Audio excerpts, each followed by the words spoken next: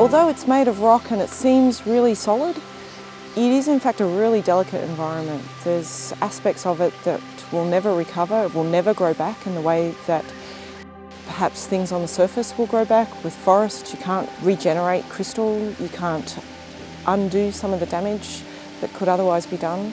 And so because of that irreparability of the caves, it's really important to protect them in the first place.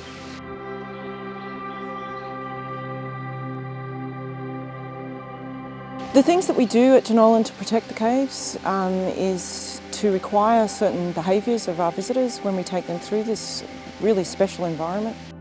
There's things like we don't allow people to touch the crystal, which is something that people find really difficult to understand. But when you consider the age and the fragility of a lot of these formations, it becomes a little bit easier to understand. We water clean the caves to remove the damage from having visitation.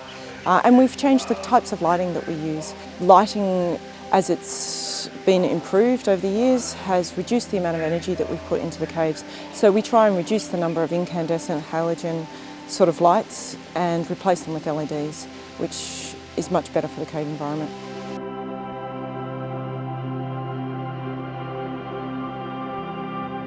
The most obvious part of the impact, the human impact on the caves, is the infrastructure and the paths that we put through the caves.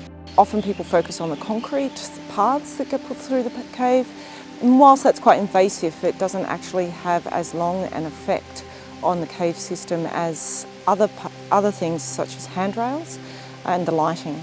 The handrails themselves have introduced a type of metal. All metals change the environments around them. They leach different things into the environment. In recent years, Jenolan received a grant from the New South Wales Environmental Trust to replace all of the galvanised handrails with stainless steel handrails. The stainless steel, of course, doesn't leach anything and is a great improvement to the environmental protection of the caves.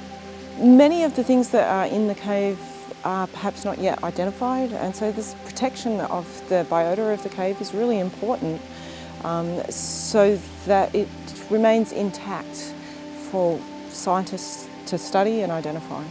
It needs to be protected for future generations, for what might yet be discovered, but also for the beauty of it.